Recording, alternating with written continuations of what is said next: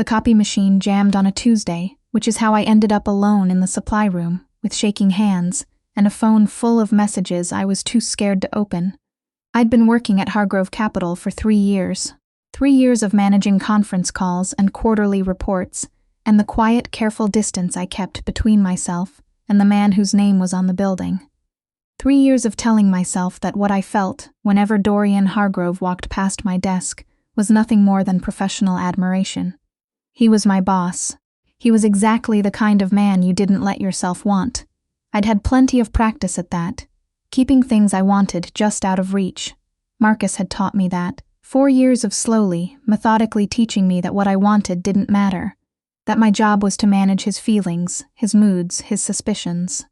By the time I understood what was happening, I'd already handed him the keys to everything: my apartment, my bank accounts, my confidence, my habit of speaking up in rooms where I used to hold my own. My phone buzzed against my palm. "Where are you right now? You left without telling me. I was at work." I was always at work. He knew that. "You think I don't notice when you take longer than usual to answer," I typed back. "In the supply room. Copier jammed. Give me 10 minutes. The dots appeared, disappeared. Appeared again. I timed your commute this morning. You took the long route. Why?" I pressed my back against the shelving unit and focused on breathing. There was a stack of printer paper to my left, and a box of paper clips to my right, and the fluorescent light above me hummed at exactly the frequency of a low-grade panic attack. I'd been in this supply room 100 times. I'd never once felt trapped in it before Marcus started tracking my location on his phone. I'd given him that permission myself. He'd asked me to, 6 months into our relationship, framed it as something couples did now, something practical. "Just so I know you're safe, Evie." Is that so much to ask? It hadn't seemed like much to ask. That was before I understood that safe meant mine. The footsteps in the hallway didn't register until the door opened. I spun around, my heart rate spiking, and Dorian Hargrove was standing in the doorway, with a legal pad under his arm and an expression that shifted the moment he saw my face. He had that quality. I'd noticed it from my first week, of reading a room before he entered it. Most powerful men didn't bother. They assumed the room adjusted to them.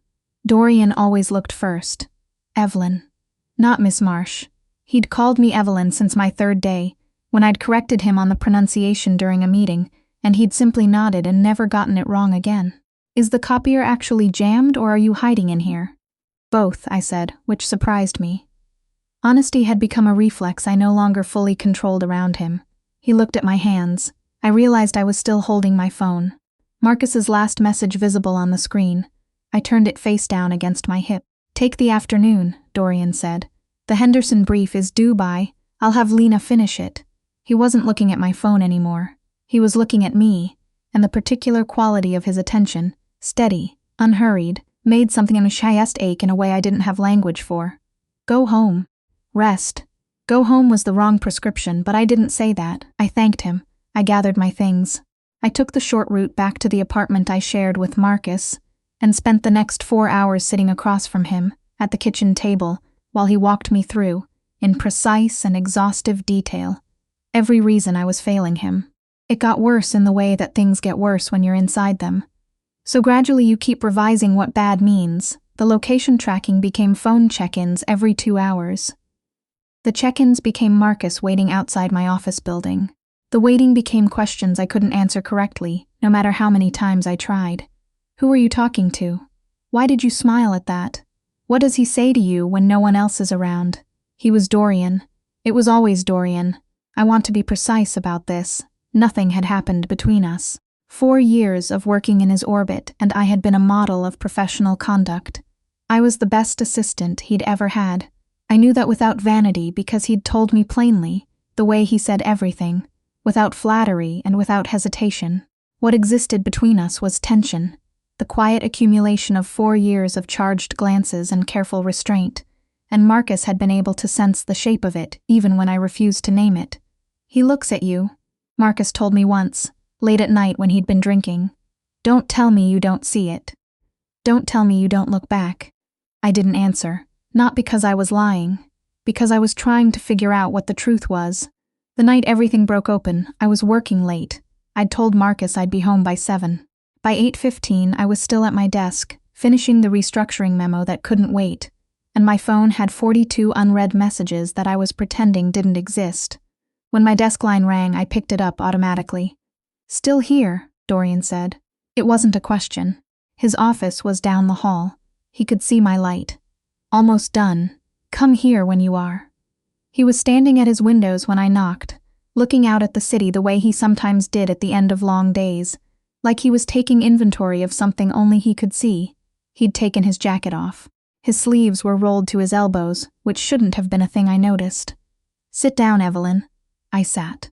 He turned around and looked at me for a moment, that reading the room quality again, quiet and precise, and then he said, "Tell me what's happening." "Nothing's. You've worn long sleeves for 3 weeks," he said. "It's been 90 degrees. The air went out of me. I'm not trying to pry into your personal life." His voice was even. "Careful. But you work for me, and I'm responsible for the people who work for me, and if someone is hurting you, I need to know about it." "Dorian, you can tell me it's none of my business." He crossed his arms, leaning against the window frame. "I'll accept that, but I won't accept pretending I don't see what I see." I looked down at my hands in my lap. I thought about Marcus at home, checking his phone, counting the minutes. I thought about how 3 months ago I'd stopped telling my sister about the arguments, because explaining them had started to feel like another way of losing something. "It's not," I said finally. "None of your business." I meant it as a deflection. It came out sounding like the opposite.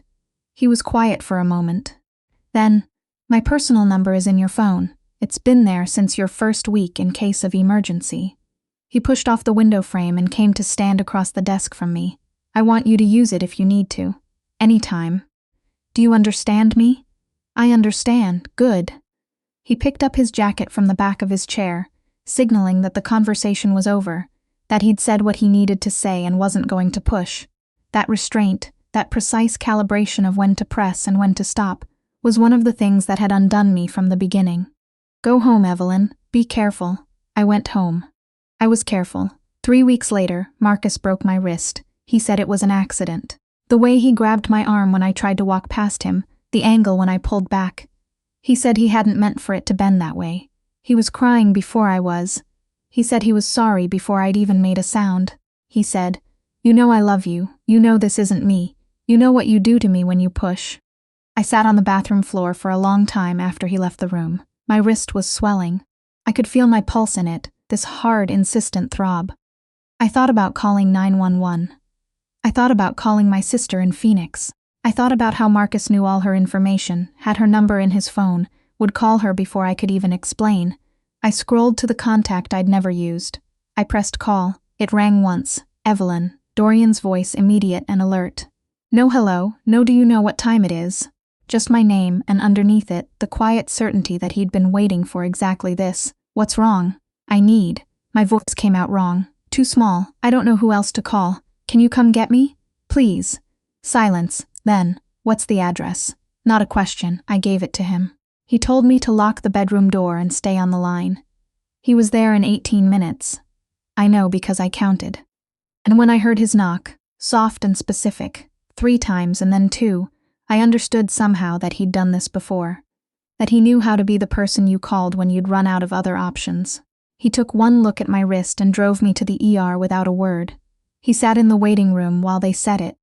When the doctor asked if I was safe at home, he was the one who answered, quietly and without hesitation, "She won't be going back there." I should have argued. I didn't. Dorian had a guest apartment on the 14th floor of his building. A full unit he kept for clients who came in from overseas, 2 bedrooms, and a kitchen and windows that looked east toward the water. He installed me there like it was the most natural thing in the world. "It's too much," I told him. "It's a spare apartment," he said. "You need somewhere Marcus doesn't know about. This qualifies." He had a security team. I'd known that, in the abstract, the way you know things about powerful people without thinking about them. Now I met them concretely. A man named Garrett, who stationed himself outside the elevator. Another named Pierce, who handled the building's exterior cameras. Dorian explained the setup in the same tone he used for conference logistics. Matter of fact, no drama. "You don't have to stay here long," he said. "A week, 2 weeks, however long it takes to figure out next steps. But Marcus doesn't know this address." You're safe tonight. I sat on the edge of the bed in the guest room with my casted wrist in my lap and stared at the middle distance for a while. Then I picked up my phone and saw that Marcus had sent 41 messages in the time it took Dorian to bring me here. The last 3 had graduated from apology to warning. I know you're not with your sister. I checked. You can't just disappear, Evelyn. That's not how this works. I'll find you. You know I always do. My thumb hovered. I almost called the police. I almost called my sister. I almost called Marcus back because some vestigial piece of me was still trained to manage his anxiety before my own. Instead, I walked down the hall to where Dorian was standing at the kitchen counter with a glass of water, not hovering, just available.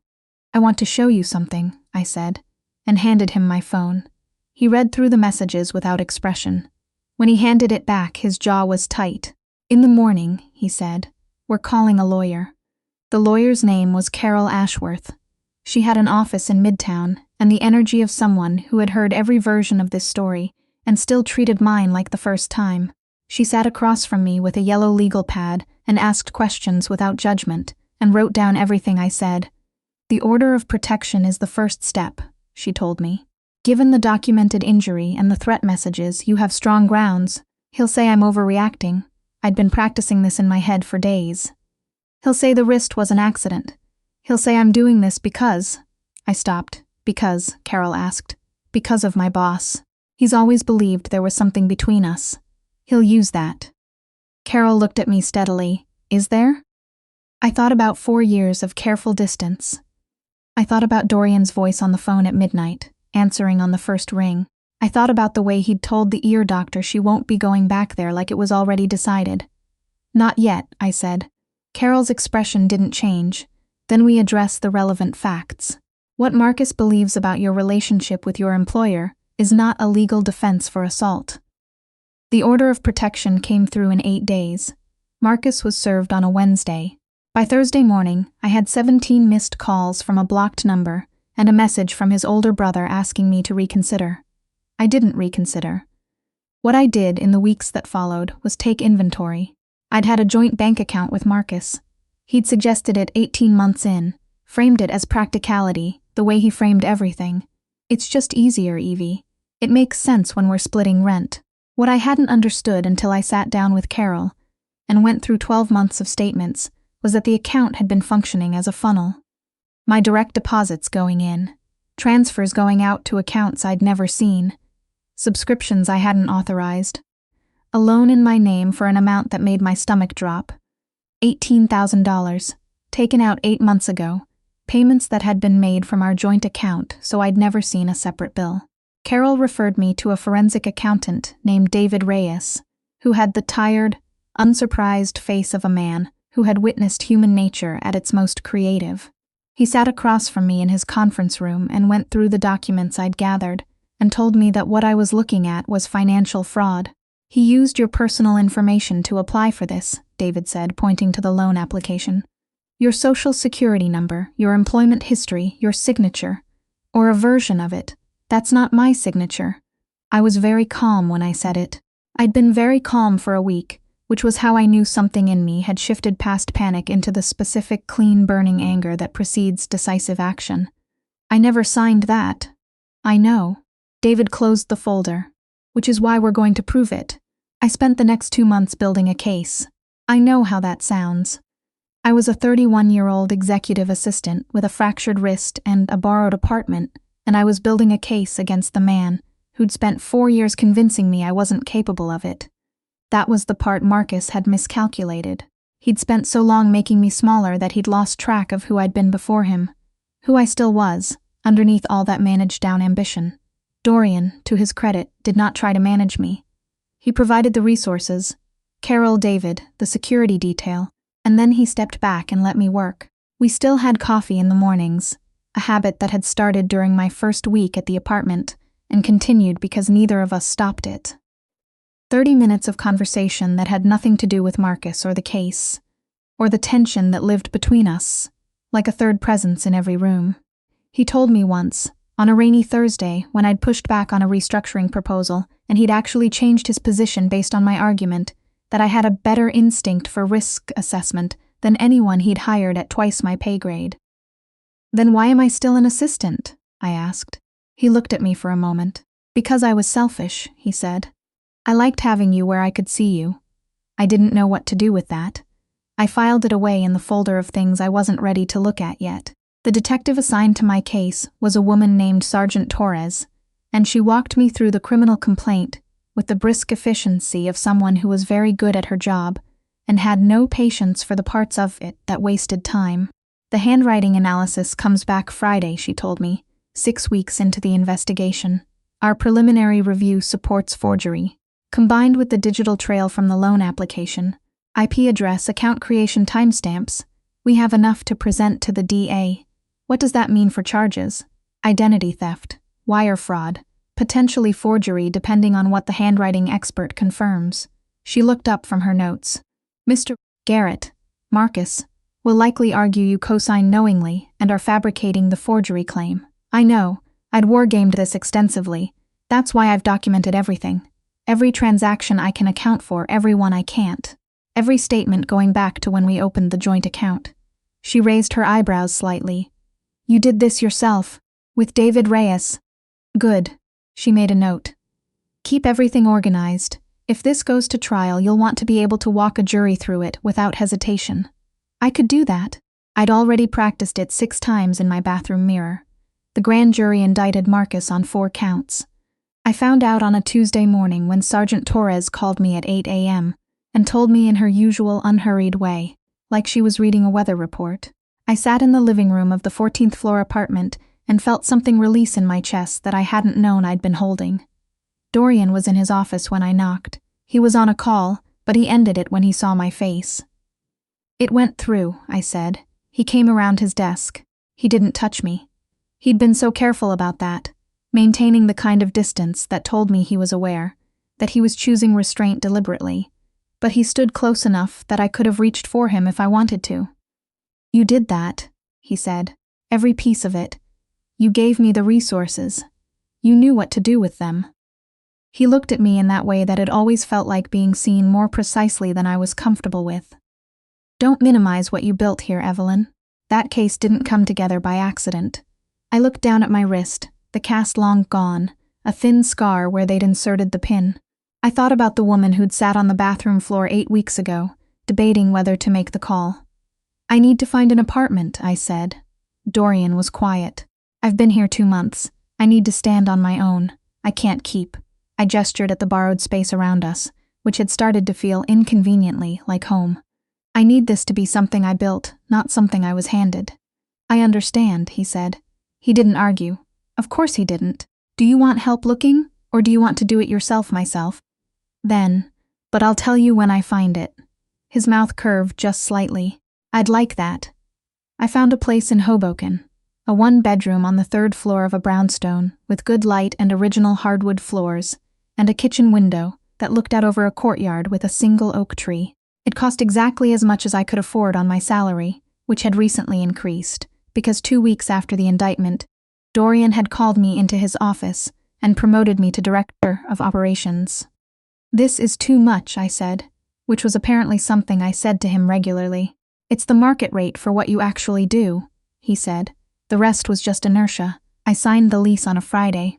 I moved in on a Saturday with a rented van and no help except my sister Camille, who had driven in from Phoenix, and spent the entire day asking careful questions about Dorian Hargrove that I deflected with varying degrees of success.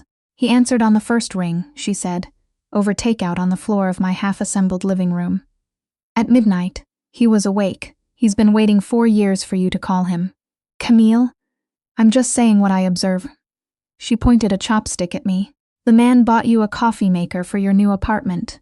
It was a housewarming gift. It's a very expensive coffee maker, Evie. I didn't have a good response to that. I ate my lo mein and watched the oak tree in the courtyard and thought about a lot of things I wasn't ready to say out loud yet. The trial was in October, the kind of sharp-edged autumn day that always felt like a beginning to me. I wore a charcoal blazer I'd bought specifically for this, something that felt like armor without performing it. I sat in the witness box, and I answered every question without flinching. Marcus's attorney tried to shake me on cross, suggested I'd co-authorized the loans, implied the assault was exaggerated, floated the theory that my relationship with my employer had motivated me to fabricate everything. I looked at the jury. 12 people who were going to decide whether what I knew to be true would be recognized as true. "Did you authorize the opening of this account?" the prosecutor asked. "No," I said. "Did you sign this loan application?" "No." "Is this your signature?" I looked at the document. At the looping, practiced forgery that Marcus had apparently spent some time perfecting. "No," I said. "That's not my signature." The jury deliberated for 3 hours, guilty on 3 of 4 counts.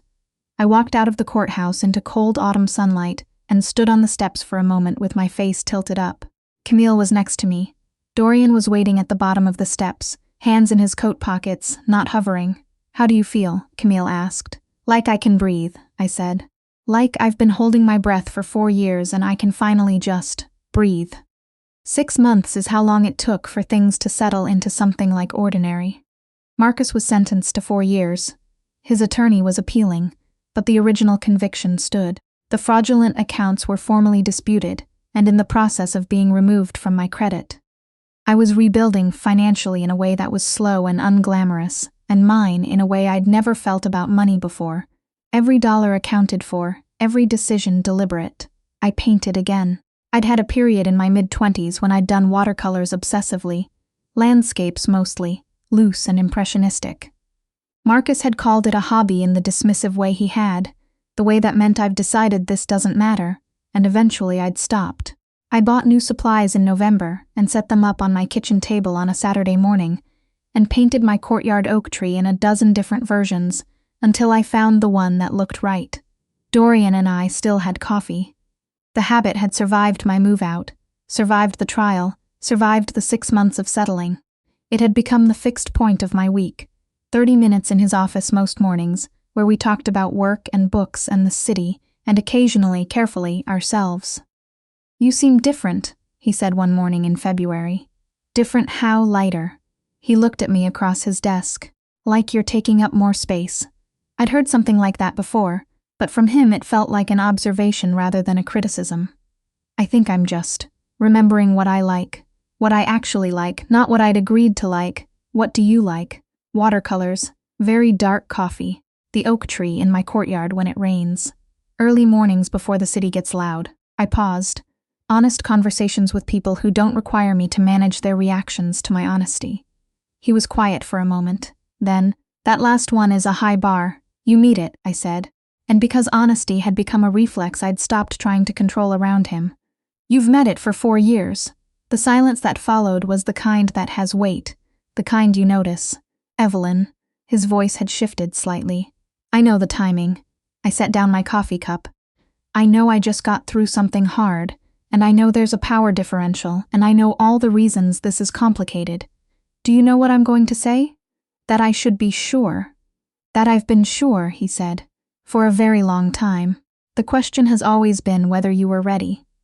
I looked at him. Dorian Hargrove, who had answered on the first ring, who had stepped back and given me the space to build my own case, find my own apartment, rebuild my own life, and who had waited without making the waiting into a pressure I had to manage. "I'm ready," I said. "I'm not saying that because you helped me. I'm saying it because I chose to be here, in this office, having this conversation, and I know the difference now between choosing something and just failing to leave." He came around the desk. He'd been careful for so long that the absence of that carefulness, his hand on my face, his forehead against mine, felt like something long overdue. "I need you to know something," he said. "I will never require you to be smaller. I've watched you make yourself small for 4 years, and it was the hardest thing I've done to stay in my lane and let you work it out. I know I'm telling you because I want you to hold me to it." His thumb traced along my cheekbone. "Call me out when I get it wrong." "I will. That's a lot of trust to place in someone you just started dating. I've been trusting you with my company for 4 years. His mouth curved. "This feels like a lateral move."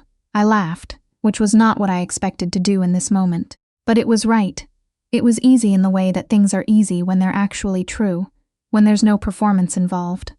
I kissed him. Or he kissed me. I'm still not sure which of us closed the final distance, which felt appropriate for something that had been 4 years in the making. Spring came. Marcus lost his appeal. The last of the fraudulent accounts cleared from my credit report on a Thursday afternoon, and I sat at my kitchen table with my laptop and my watercolors and texted Dorian, "Last account just cleared." His response came in under a minute. "Dinner tonight. You pick." I picked the Italian place in the West Village, where we'd gone exactly once, for a business dinner 2 years ago, and where we'd had an accidental conversation about Calvino novels that had lasted 40 minutes past when the check arrived. We sat in the corner, and he ordered for both of us without asking in the way that I would have found presumptuous from anyone else, and from him found oddly touching, because he'd known without discussion exactly what I would want. "I've been thinking about your title," he said. "My title is fine. Your title is Director of Operations, which undersells what you actually do by about 2 organizational levels." He looked at me across the table. "I want to make you COO." I sat with that for a moment. Evelyn Marsh, Chief Operating Officer. The version of me who'd first walked into Hargrove Capital at 28 would not have believed it. "You're not doing this because we're together," I said. "I'm doing it because you've been running my operations for 3 years without the title or the compensation." He leaned forward slightly. "I should have done it a year ago. I was selfish, which I already admitted. You admitted you liked having me where you could see you. Both things can be true." I smiled. "I'll think about it. You've already decided." He wasn't wrong. We were at his apartment on a Saturday in April, when everything circled back to its beginning. I was at the kitchen table with my watercolors, and he was reading something on the couch, and it was quiet in the specific way that things are quiet when they're genuinely peaceful, rather than just calm on the surface. "I've been thinking about something," I said. "You're always thinking about something." "Funny." I looked up.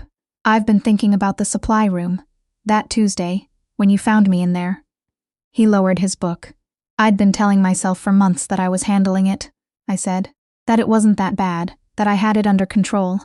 And then you opened that door and just saw me, and I didn't have the energy to pretend anymore. I'd been waiting for that day for a long time," he said. "You never pushed. It wasn't my place to push." I thought about that. About the specific kind of care that looked like restraint from the outside, that understood the difference between helping and overriding, between offering and demanding. "You're a very unusual man," I said. He made a sound that might have been a laugh. "I've been told." I went back to my watercolors. Outside it was raining, the kind of soft April rain that turned the street below into something impressionistic, all blurred colors and motion. My phone buzzed. I glanced at it. Camille, sending a photo of her daughter's first birthday cake with 17 exclamation points. I set it down and picked up my brush and painted the window, the rain, the street below, the specific quality of light on a Saturday afternoon when you are finally exactly where you're supposed to be. Some things I'd learned. You can't rush to the ending. You have to live all the way through them. The fear and the anger, and the long, unglamorous work of rebuilding yourself from the pieces of who you were. Before someone decided your edges needed sanding, and then one day you look up and you're in a warm apartment in the rain, with good coffee and watercolors, and a man who knew when to open the door and when to wait. That's not the end of the story. That's just where it gets interesting.